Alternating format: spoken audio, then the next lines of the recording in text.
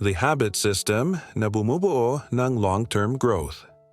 You know that feeling when you look at your day and realize nothing actually moved forward, not because you didn't do anything, but because what you did didn't connect to anything bigger. You worked, you crossed things off, you stayed busy, but at the end of it, there's this quiet sense that you're just maintaining, not building, not growing, just keeping up. And the strange part is, you can't even point to what's wrong. You're not lazy. You're not avoiding responsibility. You're showing up. But somewhere between showing up and actually progressing, something gets lost. It's not dramatic. It's not a breakdown. It's just this slow realization that effort isn't the same as direction, and that maybe, without noticing, you've been running a system that wasn't designed to take you anywhere, just designed to keep you occupied. And that thought, that quiet, uncomfortable thought, it sits there longer than it should. People live like this for years without naming it. They wake up, they respond to what's in front of them, they handle what needs handling. They're not irresponsible. They're just operating on autopilot, reacting to urgency instead of building around intention. And the world rewards that for a while. You get things done, you meet deadlines, you pay bills, you show up for others. But none of that is the same as growth. None of that is the same as designing a life that compounds. Most adults are stuck in a loop where their days are full, but their years are empty. Not because they're doing the wrong things, but because they're doing things without a system, without structure that repeats, without habits that layer. They try hard when they remember to try. They push when motivation shows up, but motivation is weather. It comes and goes. And when it's gone, so is the progress. So they end up starting over, again and again. Not because they lack discipline, but because they never built anything that could run without them having to decide every single time. I used to think growth was about intensity, about how much you could push in a short window, about proving something through effort. And for a while, that worked. Or at least, it looked like it worked. I could sprint toward a goal, hit it, feel good for a moment, and then realize I had no idea what came next. Because I hadn't built a foundation. I'd built a performance. And performances end. What I didn't understand then was that real growth doesn't come from what you do once. It comes from what you do repeatedly, in a way that doesn't require you to reinvent yourself every morning. It comes from systems. Small, boring, repeatable systems that don't feel like much on day 3, but on day 300, they've quietly reshaped everything. I wasn't failing because I wasn't capable. I was failing because I kept trying to grow without architecture, without rhythm, without anything that could survive a bad week. The principle that changes everything is this: growth is not built on goals. It's built on systems that generate the conditions for growth to happen naturally. You don't force a plant to grow. You water it, give it light, protect it from what would kill it, and growth happens as a result. The same applies here. You don't need to become a different person.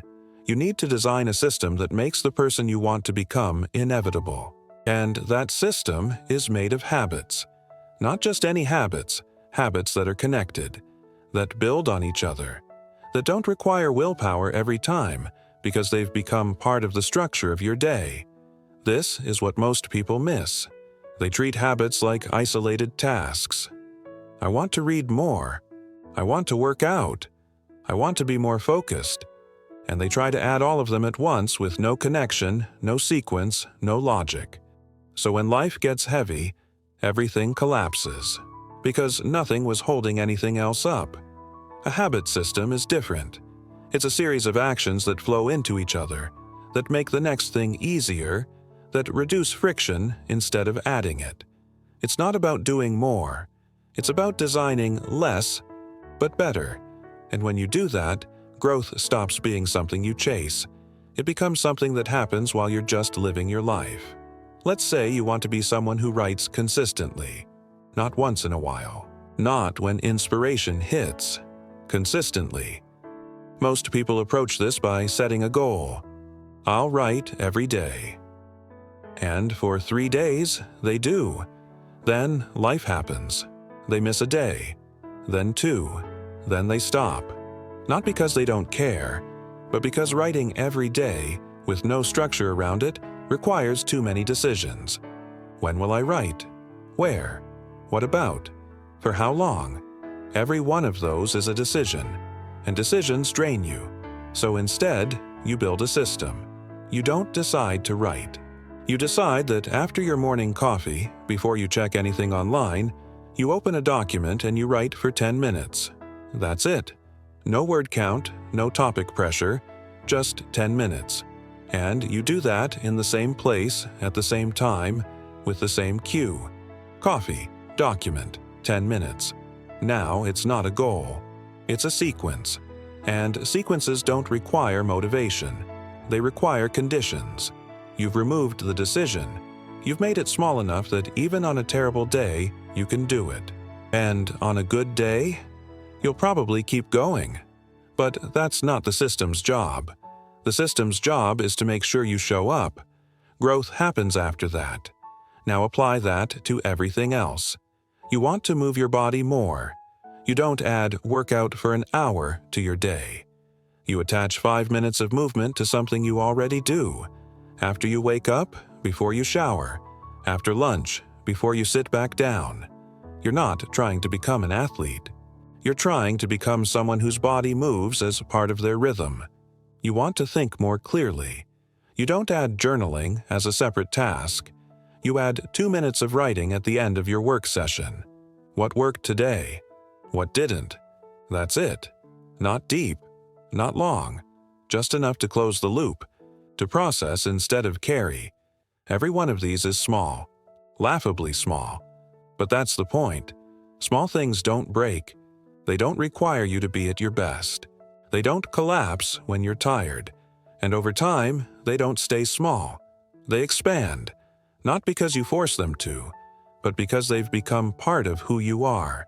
And once something is part of who you are, it doesn't take effort. It just happens. You're sitting at your desk in the afternoon. You've been working for 2 hours. Your focus is slipping. Normally, you'd push through, or scroll for a minute, or grab another coffee. But today, you have a system. 2 minutes of stillness. Eyes closed. No music, no phone, just breathing. You set a timer, you sit, and when it's done, you come back sharper. Not because you rested, but because you interrupted the drift. You gave your mind a boundary. That's a system. You're about to go to bed. Normally, you'd scroll until you're too tired to hold your phone. But tonight, you have a sequence. Phone goes on the desk. You read 3 pages of anything.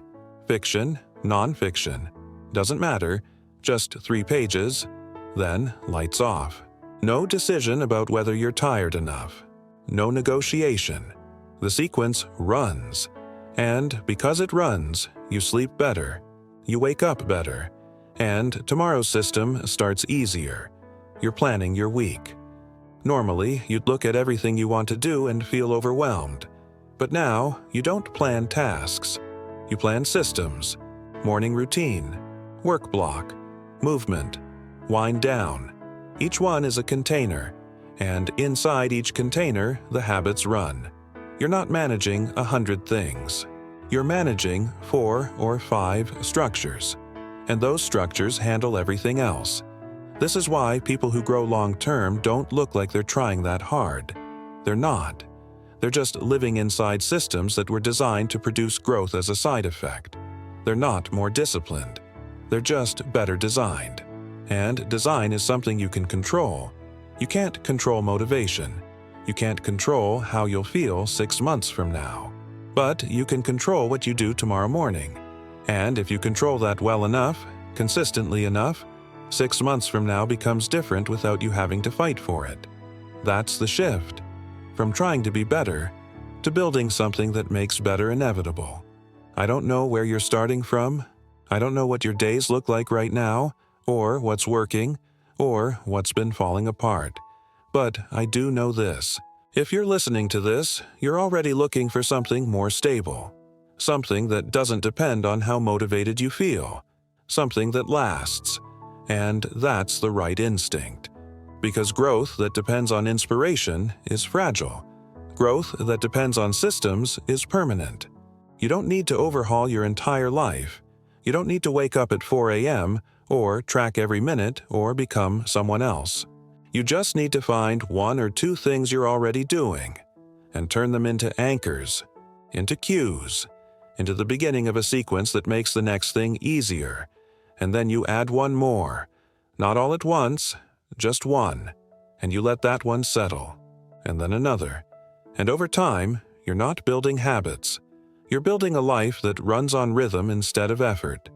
If this made something click, if it gave you a little more clarity on what to build next, then come back.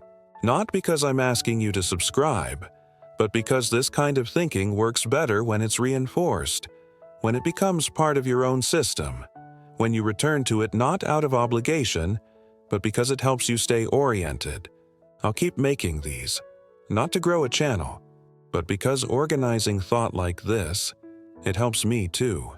And if it helps you, then we're both building something, quietly, consistently, without needing it to be louder than it is.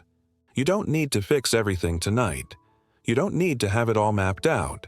You just need to know that the next small thing you do, if it's repeatable, if it's connected to something, if it's designed and not just decided, then it counts. It's not wasted. It's not maintenance. It's architecture. And architecture, over time, becomes the structure that holds everything else up. So, tomorrow morning, when you wake up, you don't have to feel ready. You don't have to feel inspired. You just have to run the first part of the sequence and let the system do the rest. Because systems don't care how you feel.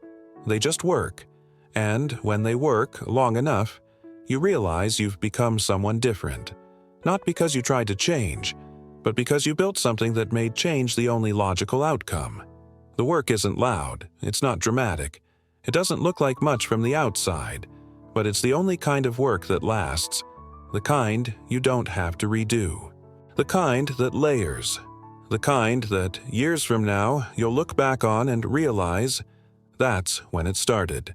Not when you decided to be better, but when you built the system that made better automatic.